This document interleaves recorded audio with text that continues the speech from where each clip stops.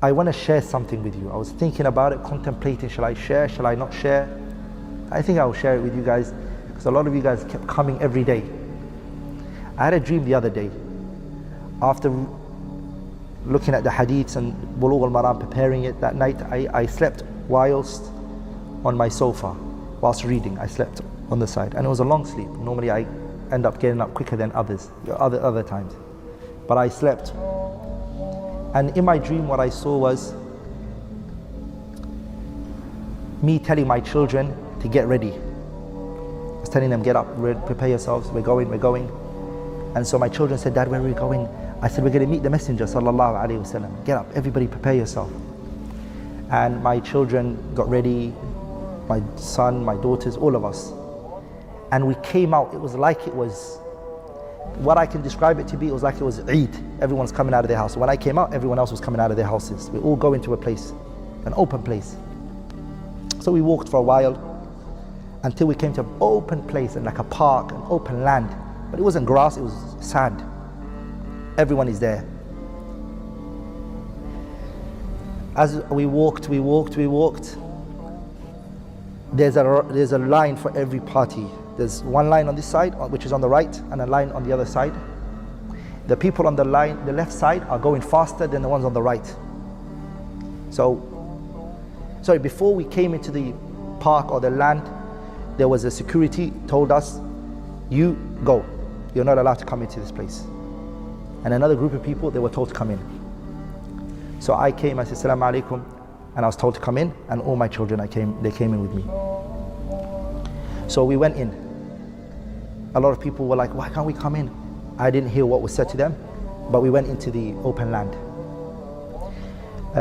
We walked, and as we were walking,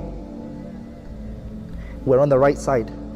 I have my children right around me, and I see an old man, not very old, but senior in age, but not old as in the sense he can't walk or anything, but he has a walking stick. And there's another man holding him from the arm like this. And I asked someone, I said, who's that? Because they just looked unique from everybody else. And I was told the one who has the walking stick is Jabir ibn Abdullah. And we all know Jabir became blind in his older age. And I said, okay, who's the one holding him his hand? So he's holding him by the hand, and he has a pen and a little notebook on his hand. And he's asking a question. And so they're talking, I can see they're mumbling something, but when they come by me, the question that I hear that they say to each other is, or the question that he says to Jabir, this man says to Jabir, is, who were the people who narrated hadiths from you? But then remember, they're on the fast track. We're on this line where we're moving slow. They're just going out fast before us. So I asked, who's the other man asking the question? I was told it's Shaykh al-Albani rahimahullah. In my head, I'm saying to myself, I know why he's asking him that question. Because there's a discussion in Ilm al-Hadith whether Abu Zubayr al-Makki, Abu Zubayr heard from Jabir. If he narrated from Jabir, if he's from the students who heard from Jabir. There's that discussion going on in the science of hadith. So he holds him, whenever he gives the answer, he writes something down and then grabs him from the arm, and they keep moving. And so at that moment, I was thinking, subhanallah, he still wants to know hadith. He still wants to know the rulings of the science of hadith. And they walk until they get to the front row before everybody else, and the messenger standing there, Sallallahu Alaihi Wasallam. The messenger didn't stand for anyone else.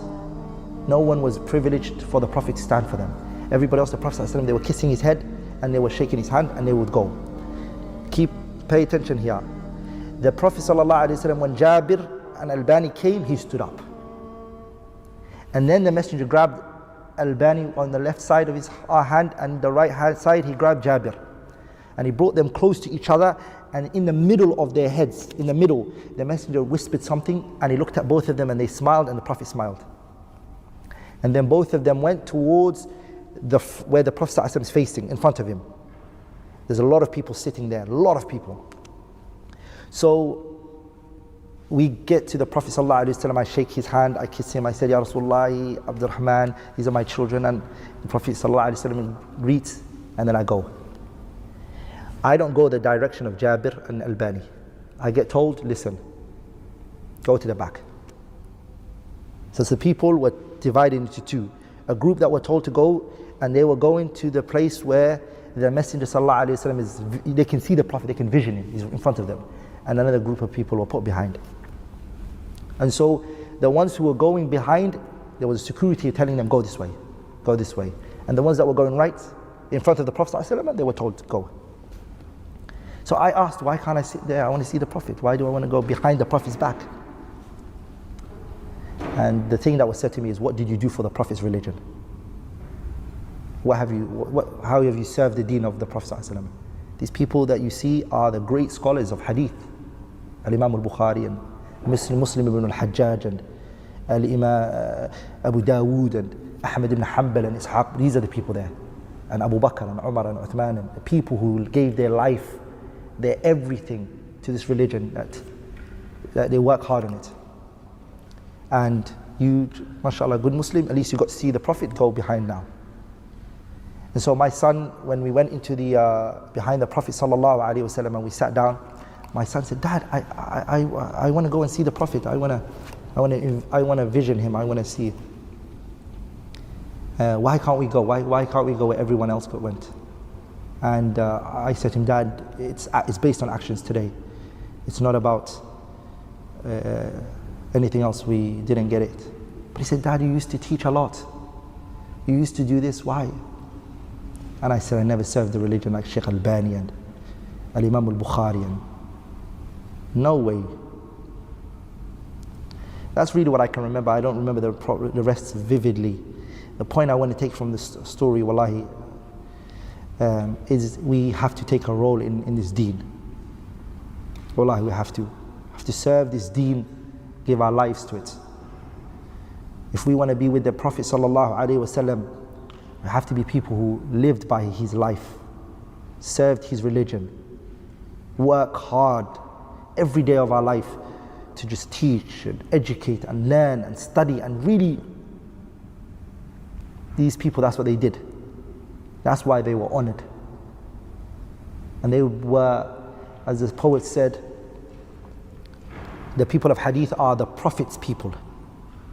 They're his companions. Even if they didn't accompany him in this world, they accompanied him by reading his hadiths, reading his narrations. This is where they accompanied him. That dream really affected me. I thought about it a lot and a lot and a lot, and I said, Subhanallah, we haven't really done anything for this religion. Haven't. These ahadiths have to study deeply, have to learn them properly. That's why the Messenger said, I left two things for you, the Quran and the Sunnah. Hold on to them, stick to them. And if you hold on to them, لَن تَضِلُّ بَعْدِي, you will never be misguided after me. The Book of Allah and the Sunnah of the Messenger Sallallahu Alaihi Wasallam. Oh Allah, make us those who hold on to the Quran and the Sunnah with their molar teeth. We never let go of it.